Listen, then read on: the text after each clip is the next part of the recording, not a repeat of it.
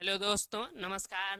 मैं Om Prakash sir the star global YouTube channel पर आपका स्वागत करता हूँ। पिछले क्लास में हम लोग नॉन हिंदी चैप्टर 4 बाल गोविंद भगत के ऑब्जेक्टिव क्वेश्चन आंसर पढ़े थे। आज उसका सब्जेक्टिव पढ़ना है। ध्यान से आप लोग समझिएगा। चलिए शुरू करते हैं।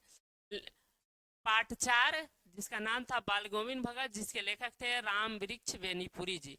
उनकी लिखी हुई बहुत महत्वपूर्ण कहानियों में से एक है बाल गोविंद भगत।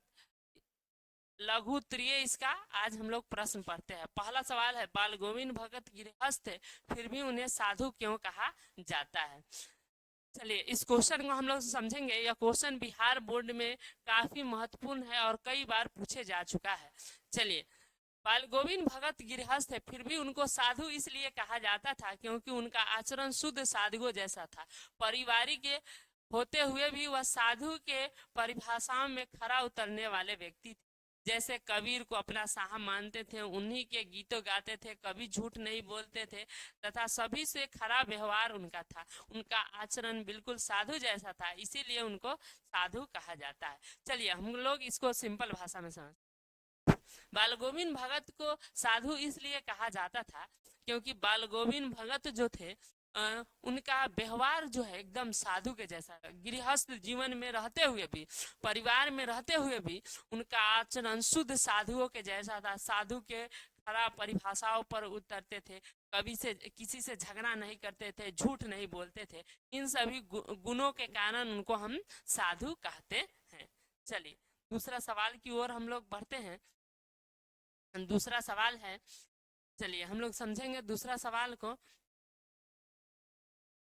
दूसरा सवाल है, भगत ने अपने बेटे के मृत्यु पर किस तरह भावनाओं व्यक्त किए।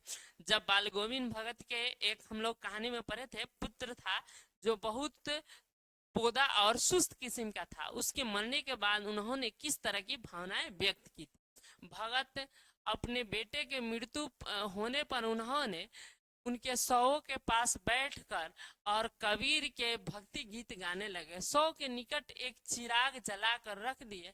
बहू रोने लगी तो उसे डांटते हुए कहे कि यह रोने का समय नहीं है, यह उत्सव मनाने का समय है, क्योंकि आत्मा परमात्मा के पास चली गई है। अंततः भगत के कहने का उद्देश्य है कि आत्मा परमात्मा का ही रूप होती है, मृत्यु के बाद आत्मा परमात्मा से मिल जाती है। इस प्रकार भगत शरीर को नश्वर और आत्मा को अमर का भाव व्यक्त किया है।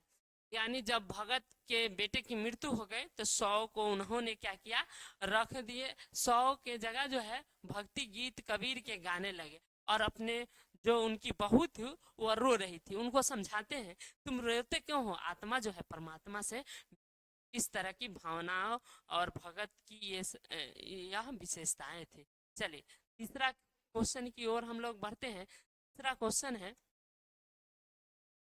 पुत्र वधु पुत्र वधु पुत्र वधु से मुखाग्नि दिलवाना भगत के किस विशेषता को दर्शाता है। पुत्र वधु द्वारा जो है मुखाग्नि दिलवाता यह सिद्ध करता है कि बाल गोविंद भगत रूढ़िवादी जो समाज में विचारधारा है उसके कट्टर विरोधी है और समाज में प्रचलित परंपरा के विरोधी है, जो विवेक के कसौटी पर खरी नहीं उतरती है। यही कारण है जब पुत्र की मृत्यु होने पर मुखाग्नि जो है अपनी बहू से दिलवाया। हिंदू धर्म के मान्यता के अनुसार मृत शरीर की मुखाग्नि कोई पुरुष नहीं दे सकता है।